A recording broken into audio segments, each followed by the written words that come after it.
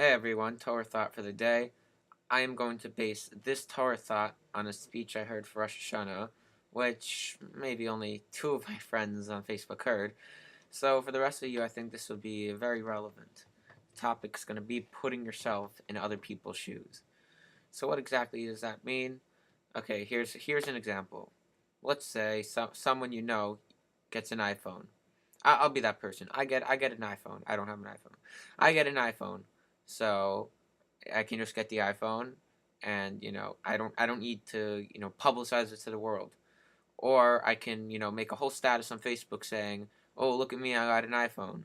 So now most chances are most of the people on your friends list probably have an iPhone and will be like, "Oh, now great, you have an iPhone, or you have this new great thing." But if you can be that kid who is on the friends list, whose family doesn't have any money for anything. And of course, that person, that kid, whoever it is going to be happy for you that you got the phone. But at the same time, you're making him feel like everyone's getting this phone and I can't get it. Just imagine if you're that kid who's sitting behind the screen reading everyone's getting iPhones, and it just like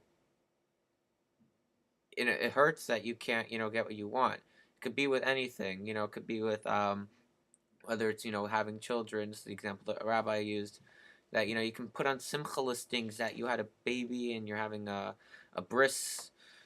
But for that person, every time they read the simcha listing, that it hurts them. Now, what I'm trying to say is, of course, you should be happy that you got your phone. Of course, you should be happy you have kids.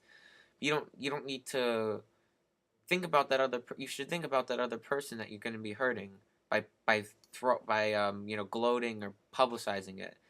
You can just tell your friends, a couple of people. You don't need to completely publicize to anybody that, look at me, I have this, I have that, because it really does hurt other people.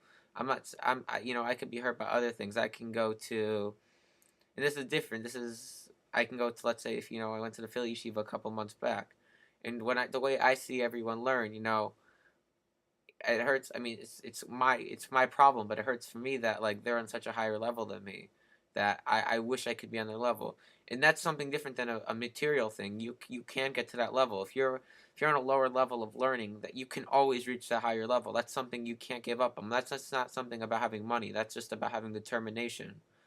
That anyone can do that. Anyone can reach a great connection with Hashem. Some people are gonna have to try harder than others, but that's how it works. It's not going to come to you. You're not going to just daven. You're going to feel this full connection.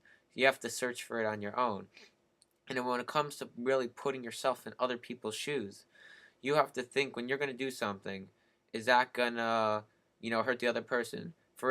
Like for instance, I play my basketball on the varsity team, Kohelet. Some people know, some people don't. Okay, so for me to go around telling everyone, I made the team.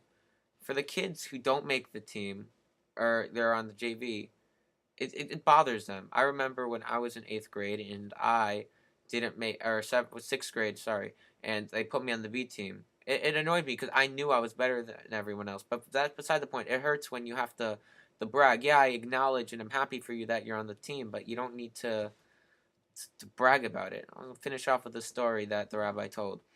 So one time, and this is about, again, putting yourself in other people's shoes. There's this woman. She had a baby. I guess she was in a hotel or somewhere, and she was in the dining room feeding her baby. She went away from where her baby was just for a couple seconds to get something. She comes back a couple seconds later. Her baby's gone. Now what does she do? So she goes and asks all the people in the dining room, "Can you look for my baby?" They all glance around and say they can't find it. So obviously, being a mother of a baby, you're going to be, panicking all over, running around. Especially if it's only child, you're going to be going all over. So this woman found a couple girls, I guess, in the hotel or wherever they were, and they ran all the way around, looking for the baby. And eventually, one of them came back with it. And then the mother asked, "Where'd you find her?"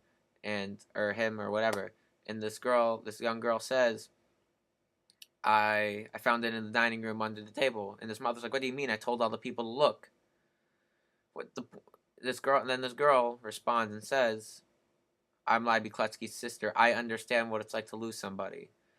So when somebody looks for something, for this mother, Just imagine if you're her. These other people just looking around saying, nope, nope, I didn't find her. Just imagine if that was you. Would you just be sitting around? No, you would be running all over the place. Just look at that other person. You may want to help them out a little bit. Think about it. As we're heading into Yom Kippur, we're still in Yisrael Teshuvah. Try to think of ways that you can do things. Think about other people. Don't just think about yourself. Of course, you should be happy when you have a simcha. Of course, you should be happy when you get an iPhone, get what you need, what you want. But it doesn't need to come at the expense of you're hurting other people because they can't get what they want, whether it's because of materially or maybe just doesn't work. So I'm just gonna end with that.